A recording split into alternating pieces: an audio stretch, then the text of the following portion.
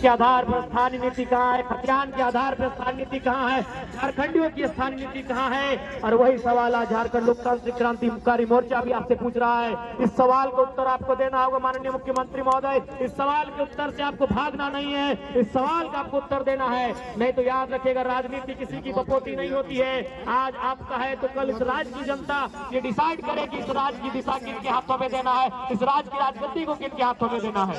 आज बड़ी दुर्भाग्य की बात है, आज जहां हम लोग धरना दिए हैं ठीक इसके बगल में हमारे दिव्यांग भाई बहन लोग धरना दिए हैं। ये कितना चिंता का बात है। आज यहीं से हम देख रहे हैं, आज भले उस विधानसभा के सदस्य हम हैं, भले विधानसभा के बाहर आप देख सकते हैं यहीं से जगमग विधायकों का आवाज दिख रहा है। आज कहीं ना कहीं हमारा देश और हमारा राज्य भी विरोधाभास का राज्य बनता जा रहा है। आज हमारा झारखंड विरोधाभास का राज्य बनता जा रहा है। एक और जहां हमारे माननीय विधायकों को 4 करोड़ 32 लाख का आवास दिया गया है रहने के लिए, आलीशान महल आलीशान बंगले दिए गए हैं रहने के लिए, मंत्रियों को 6 करोड़ का आवास 6 करोड़ का महल दिया गया है रहने के लिए। और उसी राज्य में जो अपंग है, जो अपाहिज है, जिन्हें हम दिव्यांग नाम दिया गया है, जिन्हें दिव्यांग कहा जाता है, जिनका हाथ नहीं है, जिनके पांव नहीं है, जिनकी आंख सलामत नहीं है, जिनके शरीर का कोई ना कोई अंग सलामत नहीं है, आज वे लोग पेंशन पाने के लिए आंदोलन कर रहे हैं। आज कई महीनों से उनका पेंशन बंद पड़ा है। तो सोच सकते हैं आज झारखंड की दिशा को किस ओर आप लेके जा रहे हैं। इसलिए आज इस कार्यक्रम के माध्यम से राज्य की सरकार को सीधा चेतावनी होगा, राज्य की सरकार को सीधा संदेश होगा कि आप अगर हमारी जो मांगे हैं, जिन मांगों को लेकर हमारे संगठन के पूरे टीम के साथी डुमरी से रांची चलकर आए, अगर उन मांगों की पूर्ति नहीं की जाती है तो यह पद यात्रा है। पद यात्रा के बाद हम लोग एक नई यात्रा, एक नए कार्यक्रम की रूपरेखा तैयार करेंगे और झारखंड सरकार को ईंट से ईंट बजाने का काम करेंगे। इस बात को भी सरकार याद रख ले, इस बात को भी सरकार को याद रखना होगा कि आज, और यह तो आपको अनुभव करना होगा। आप कहते हैं आप और जो पूरा राज्य जानता है कि आप आंदोलनकारी के सुपुत्र हैं, लेकिन कैसा आपका परवरिश हुआ है, आप कैसा आंदोलनकारियों का सम्मान करते हैं कि आज आंदोलनकारी के राज्य में आंदोलनकारियों की स्थिति कहां है। आज आपने 10,000 सहायक आचार्य की नियुक्ति दी, मैं पुनः उसके लिए आपको बधाई दूंगा। मैं पुनः आपके साथ साथ उन 10,000 सहायक आचार्य को भी बधाई दूंगा। लेकिन सवाल ये होगा मुख्यमंत्री महोदय, आपने ये तो झारखंड की जनता को बता दिया कि आपने नौकरियां दी, लेकिन क्या आप बताएंगे कि ठेकेदारी किनको दे रहे हैं? जो 50 करोड़ का, 100 करोड़ का, 200 करोड़ का, 500 करोड़ का, 1000 करोड़ का टेंडर जो निकल रहा है, वो टेंडर आप किसको दे रहे हैं? ये भी राज्य की जनता को बताना। आज एक उपायुक्त के बगल में, उपायुक्त के पीछे, डीसी के पीछे, डीसी के आगे, डीसी के दाएं, डीसी के बाएं जो व्यक्ति खड़ा होता है, जो काम करता है, वो आउटसोर्सिंग के माध्यम से आता है। ये भी आपको बताना होगा कि झारखंड की कितनी आउटसोर्सिंग एजेंसियां झारखंड की सक्षम है। उन आउटसोर्सिंग एजेंसियों के माध्यम से चयन होने वाले कितने नौजवान, कितनी बहनें, कितने भाई झारखंडी हैं, ये भी आपको बताना होगा। केवल नौकरियों में आप झारखंड को केवल ये मत दिखाए कि नौकरियों में, नौकरी के अलावे भी जो आउटसोर्सिंग एजेंसियां हैं, जो ठेकेदारी प्रथा है, वहां झारखंड के लोग कितने हैं, यह भी आपको बताना होगा। इस बात को आप नहीं भूल सकते हैं। और आज बिल्कुल ये दुर्भाग्य का बात है, 25 सालों के झारखंड में अगर कुछ बदला है, इन 25 सालों के झारखंड में अगर कुछ बदला है तो केवल नेताओं का जीवन बदला है। इन 25 सालों के झारखंड में कुछ बदला है तो विधायकों का जीवन बदला है, सांसदों का जीवन बदला है। वो चुनाव जीतने के बाद हार भी जाते हैं, उनको आजीवन लाखों रुपए सैलरी दिया जाता है, उनको आजीवन लाखों रुपए की सैलरी का भुगतान किया जाता है। लेकिन आम जनता का जीवन कितना बदला है? आज आम जनता केवल छात्रवृत्ति के लिए नहीं, बल्कि हमारी माएं, हमारी बहनें जो सेविका का काम करती है, जो सहायिका का काम कर रही है, जो पोषण सखी, बैंक सखी का काम कर रही है, वो भी आज धरने पर बैठी है। आज जो हमारे जेटेट परीक्षा की मांग को लेकर लोग धरने पर बैठे, हमारे सहायक आचार्य जिनकी 1600 नियुक्ति हुई थी, लेकिन नियुक्ति के बाद,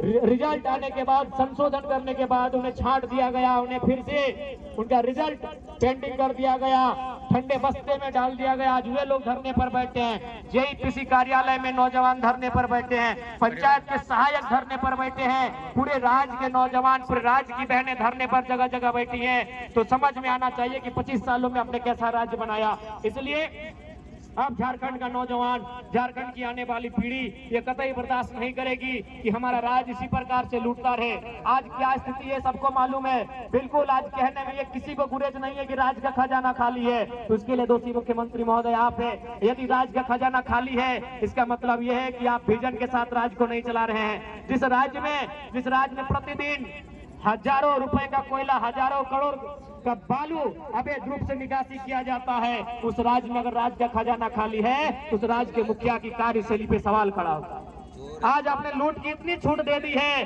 कि एक साधारण सा पदाधिकारी, एक प्रखंड, एक थाना स्तर का पदाधिकारी महीने में अवैध रुपए से लाखों रुपए कमाता है। तो किसका पैसा है? राज्य का पैसा है, वो राज्य का खजाना है। लेकिन आपकी विजन आपको स्पष्ट बता रही है कि लूट की छूट है, भले खजाना भरे या ना भरे। इसलिए आज राज्य की जनता को आपको हिसाब देना होगा। और यदि राज्य की जनता को आप हिसाब नहीं देते हैं, यदि सच समय राज्य की जनता के जो मुद्दे हैं, विशेषकर स्थानीय नीति 1932 का खतियान हो या 1964 का खतियान हो या भाषा संस्कृति परंपरा का आधार हो, यदि इस राज्य के लिए आप स्थानीय नीति नहीं बनाते हैं, इस राज्य की जनता जिन्होंने आपको पलकों पे सजाया है, ये आपको धूल में मिला सकते हैं। इस बात को याद रखिएगा, क्योंकि विधानसभा शाम की आवाज है और शाम की आवाज दूर तक जाती है। और आपके पदाधिकारी, आपके मंत्री, आपके विधायक भी जरूर इस बात को सुनते हैं कि आज दिन भर जो लोग धरना पर बैठे थे, चाहे वो दिव्यांग हो, चाहे वो आंगनबाड़ी की दीदी लोग हो, चाहे वो जेल कैंप के तमाम साथीगण हो, चाहे वो सहायक आचार्य हो, चाहे वो व्यवसायिक प्रशिक्षक हो, चाहे वो किसी भी विभाग के आंदोलनकारी हो, उन्होंने किन बातों को रखा, दिन भर क्या क्या हुआ, ये आपकी आवाज आपके कानों तक जरूर जाएगी। और यदि आप में जरा भी संवेदना है, यदि आप में जरा भी नैतिकता है, तो आज आपको तमाम जो आंदोलन हुए, कम से कम राजधानी में विधानसभा के दरमियान जितने भी आंदोलन होते हैं, उन आंदोलनों की आपकी समीक्षा करनी चाहिए। यदि आप सही में दूरदर्शी सोच के लीडर हैं, यदि आप सही में दूरगामी सोच के लीडर हैं, आपकी सोच अगर दूर तक आपको लेकर जाती है, यदि आप दूर का सोचते हैं, आप एक विजनरी लीडर हैं, तो आज दिन भर में जब से विधानसभा का सत्र चल रहा है, तब तक राजधानी में जितना आंदोलन हुआ, चाहे आंदोलन करने वाले किसी भी राजनीतिक दल के हैं, उनके मुद्दे क्या थे, और उन मुद्दों, उन मांगों की अगर आप समीक्षा करते हैं, तभी आप अपने आप को एक बेहतर लीडर कहिए। और यदि आप उन मुद्दों को, उन मांगों को यह कहकर अनसुना कर देते हैं कि आपके पास 56 सीटों की सरकार है, तो आप विजनरी लीडर नहीं है, आप अहंकारी लीडर हैं। आपको अभिमान है, आपको दर्प है, आपको घुमान है कि आप 56 सीटों के साथ सरकार में है। ऐसे में आप अपने आप को अभिमानी लीडर कह सकते हैं, विजनरी लीडर नहीं कर सकते हैं। तो यदि आप विजनरी लीडर हैं, तो आज जितने भी आंदोलन, जितने भी धरने हुए यहाँ पर, उन आंदोलनों की समीक्षा करें, उन आंदोलनों का रिपोर्ट मांगे और उसको बैठक करें और इन समस्याओं का, इन मुद्दों का निराकरण करने का प्रयास करें। ये मैं माननीय मुख्यमंत्री महोदय से कहना चाहूंगा। और मैं आंदोलनकारी साथियों से कहना चाहूंगा, क्योंकि आज जब तक मैं सदन में था, माननीय मुख्यमंत्री नहीं आए थे, उनके दल के विधायकों से बात हुई है। हमारे महामहिम के जो राजभवन, अभी उन्हें लोक भवन का नाम दे दिया गया है, राजभवन अब लोक भवन बन गया है, तो वहां भी बात हुई है। वो आंदोलनकारियों की प्रतिनिधि मंडल टीम से मिलेंगे, उनमें 5-7 सदस्य टीम जो भी है, आप लोग पद यात्रा करके, विशेषकर जो डुमरी से रांची तक आए हैं, आप लोग चयन कर लेंगे।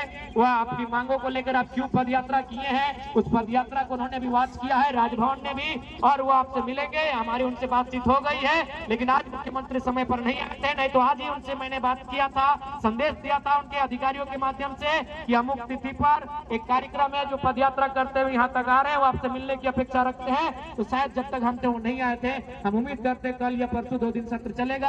जो भी पद यात्रा करके, विशेषकर जो 180 किलोमीटर चले हैं, उन्हीं में से 5 या 7 प्रतिनिधि मंडल का चयन किया जाए और वो मुख्यमंत्री से भी मिलेंगे और महामहिम राज्यपाल से भी मिलेंगे और मिलकर हमारी जो समस्याएं हैं, उन समस्याओं से उनको अवगत कराएंगे।